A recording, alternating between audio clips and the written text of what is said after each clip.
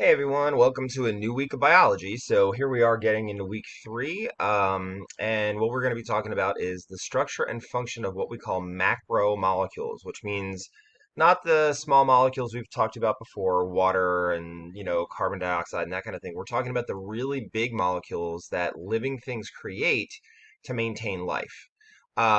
So as you can see, we have a, kind of an outline slide here. I'm not gonna read the whole thing, but what we're gonna be really spending a lot of time on is what a big molecule is, and that would be a polymer. So if you're not used to thinking in these terms, or if it's been a while since chemistry, we'll talk about that.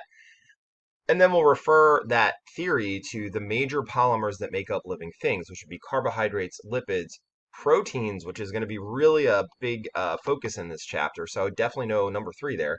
And then also nucleic acids, which would make up DNA and RNA. Okay, so far we've talked about molecules as basically being atoms that are bonded together, and they can be bonded covalently, where they share an electron, or they can be bonded ionically, where they're basically, one donates an electron to another, and those opposite charges then attract each other. That's kind of the same thing that we're going to talk about here, but instead of talking about atoms now that are bound together with bonds, we're going to talk about groups of atoms that you can consider basically as the building blocks for bigger molecules, right? So in other words, you can have a molecule strung to other molecules by bonds, right? Think about like beads on a string, right? Where each bead would be a molecule, but they're all strung together to make one much, much bigger molecule, right? So that's really what we're talking about here. So small organic molecules, and we'll introduce those in a second. They would be sugars, they would be amino acids, and they would be nucleic acids, and that'll come up in the lecture. Those are the beads on the string, and when you bond them together, then they make the chemicals that you're probably more familiar with as far as their terms anyway. That would be carbohydrates, proteins, and nucleic acids. These are the polymers. Now, fats, which you may have noticed is missing, are not true polymers, so we're going to talk about them as kind of a special case, okay? But carbohydrates are basically made of sugars. Proteins are made of amino acids, and nucleic acids are basically made of what we call nucleotides, okay? And nucleic acids, just to let you know, would be DNA and RNA, both of which are essential for getting cells to do what they do, and therefore have life carry on, right? So these are what we're going to be talking about and breaking them down into categories. We'll talk about the monomers and how they make polymers. Now, to sort of like highlight how this works, right? Um, what I want you to look at in this next slide is each one of these purple dots, okay, would be a monomer. The whole string, right? So like this here would be a polymer. Okay, so hopefully you can get what I'm saying here. Individual subunits would be monomers. If you string a bunch of those subunits together with chemical bonds, then you make a polymer, right? So one bead and then the whole beaded string, right? So that's important to know. Okay, so we'll talk about that diversity and how each one is made first, but I want you to get the sort of like the underlying theory here. All right, so most polymers, they end with an OH group on one end and a hydrogen on the other, right? So this would be like the next monomer in the system. A lot of them have OH groups, and a lot of them have H's on the other side, right? So that kind of makes, sense. I mean, this is just kind of how they are. Now, if you wanted to link these together, so this monomer, right, with this polymer, what you could do would be to bring this hydrogen together with this hydrogen and oxygen. What's hydrogen plus oxygen? Well, that makes water, right? If you bond the H and the OH together, water is literally squeezed out from in between this monomer here and this monomer here. And what that does is bonds them together. Okay, so now we had, in this very short polymer, we had 3 monomers, right? Now, in this new polymer, since we squeezed out water and added this one, right, we now have 4 monomers in this polymer. Okay, so remember, a polymer is the beaded string, monomers are the individual beads on the string, okay? This reaction, because it gets rid of water in the process, is called dehydration synthesis. Okay, so in other words, synthesis because you're making something new, right? Dehydration because you're popping water out from between the two atoms to make a bigger molecule. Okay, or between the two molecules rather to make a bigger molecule. Okay, so that's how you can make longer polymers. That's what results in a bigger molecule, in other words. Okay, so you can also go in the reverse direction, and this really obviously happens all the time. I'm just going to erase this really quick so you can see. Um, what we're talking about here is what if we want a big molecule and we want to make it into a smaller molecule? Well, that water, which was popped out before, can be added back in again. All right, so here's our long polymer, right? You can see 1, 2, 3, 4. If we add water and put it into the system, right, we can squeeze it in between this bond here and separate the water. What that means is you go back to the original polymer of 3 monomers and then that original free single monomer again. Okay, so this process is not called dehydration synthesis because we're not really, making a bigger, molecule. We're splitting a molecule. So what that's called is hydrolysis. Hydro because water is still involved, right? And we're actually adding it this time. And then lysis, if you don't know what lysis means to split, okay? Um, or to break. So what's going on here then is we're adding that water back in again. So you might be asking yourself, well, how does this work? Like, how does water know to leave and like how to be added? Well, water doesn't really know that, but with the right enzymes, and we'll talk more about this later, and this is actually what your lab is on, with the right enzymes, you can either use water to break apart molecules or actually to add them together, right? If you think about common sort of processes that, that we can relate to rather than just talking about monomers and polymers all the time, right?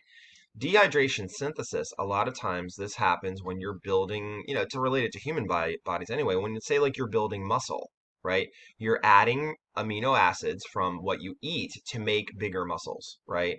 So this would be more like building up your body in dehydration synthesis. When things grow and add and make bigger molecules, that's what you're doing. So I don't know, maybe we'll just say growth here, right? Um, in hydrolysis, where you're actually splitting molecules apart, I think it's probably pretty easy to think of it this way. This is like digestion, right? So in other words, you eat that bloomin' onion at Outback or whatever, tons and tons of calories, well, it doesn't stay a bloomin' onion in your belly all the way through, thank God, right? So what happens is you have enzymes that will literally use water to break that molecule apart, right? And by doing so, these molecules will be nice and small so they can go out to your cells and actually serve, well, growth, right? They can go back and, your own cells can put them back together again. So I think this is a good conversation to have. This is fundamental, to understanding the rest of the unit. So if you don't understand this, throw me a remind or go to one of the sessions that I opened up. Out of the 2 sessions that I've opened up so far, I've only had one person actually come in and use, use me. One person reminded me later, as far as trying to explain things. So please, I am here for you. If there's something you don't understand, you just kind of have to set the time aside and we'll talk.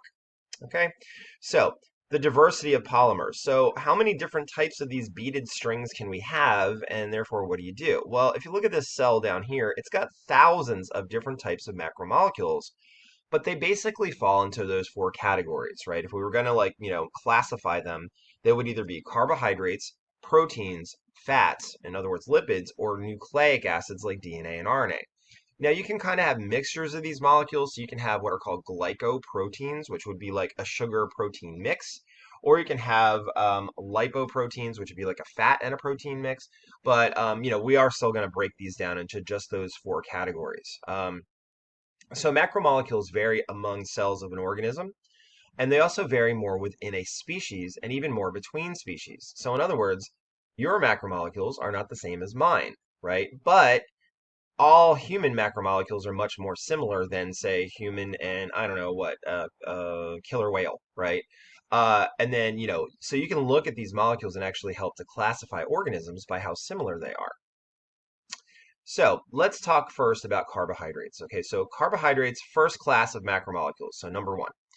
Carbohydrates include sugars, which are very, very simple macromolecules. Sometimes these are monomers, right? As we said before. and the polymers of sugars, which we call starches. Okay, so monosaccharides have molecular formulas that are usually multiples of C2O. Okay, so I'll give you an example. Glucose is C6H12O6. See how the ratio is the same? You have twice as many hydrogens as you do carbon and oxygen, right? So that's why you're seeing that this ratio here, you have twice as many hydrogens as carbon and oxygen. Okay, so that's the typical carbohydrate. Glucose is the most common monosaccharide. This is the sugar that's circulating through your blood right now. This is the sugar that plants make in photosynthesis. It's a very ubiquitous, in other words, all over the place sugar, right? And a lot of what we eat, when you eat something starchy, you break that starch down into sugar so your body can use it. So monosaccharides are classified by basically what's called the carbonyl group. I'm not going to have you guys get into that level of detail, but I would say it might not be a bad idea for you to know that the number of carbons in the carbon skeleton is important, right? So, if you had a 2-carbon sugar, it would be C2H4O2, right? Sorry, it doesn't look like 4, following that same ratio as we have, up here. Okay, so carbohydrate macromolecules are what we call polysaccharides. So in other words, macromolecules are big. All we're doing here by making a polysaccharide, it's just another form of polymer, is we're taking sugars and sticking them together. That means that the sugars are building blocks. So let's just take glucose, right?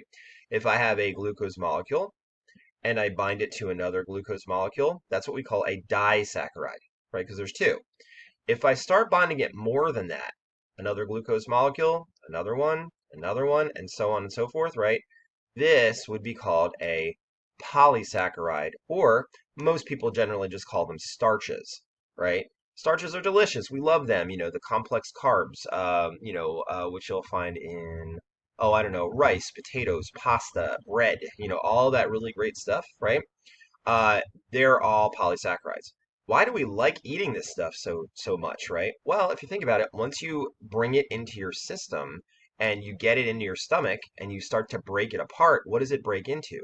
Sugar, another free sugar, another free sugar, another free sugar, right? This goes directly into your blood and gives you energy.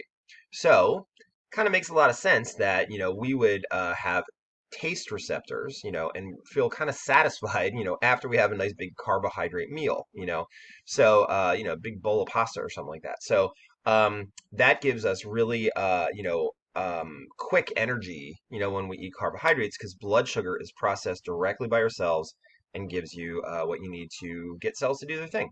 Okay, so sugars, as you can see here, are actually, the individual monomers. So that's really what we're talking about here because we're talking about monosaccharides are the major fuel for cells, as I just said, and raw material for building molecules.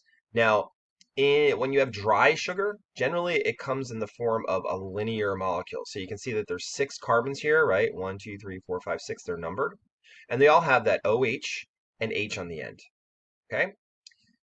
If you put them into water, though, a lot of times when they get into a watery solution, they'll form ring compounds like this. So they basically fold back on themselves and form a ring. Now, if you count the carbons here, you still see 1, 2, 3, 4, 5, 6, right? 1, 2, 3, 4, 5, and then there's that carbon sticking off the end again, 6. So this is still, same formula, but a little bit different as far as the structure goes. Now, I think you guys should remember structure always dictates function. Okay, so that's an important thing to talk about. As sugars change shape, your body is going to be able to treat them, or any living thing. I always relate this back to humans, for biology, but any living thing might actually treat them differently because they're structurally chemically anyway, different. So they're going to have some different properties. Okay, so this is going to end the first one. We're going to continue with this in the next slide show.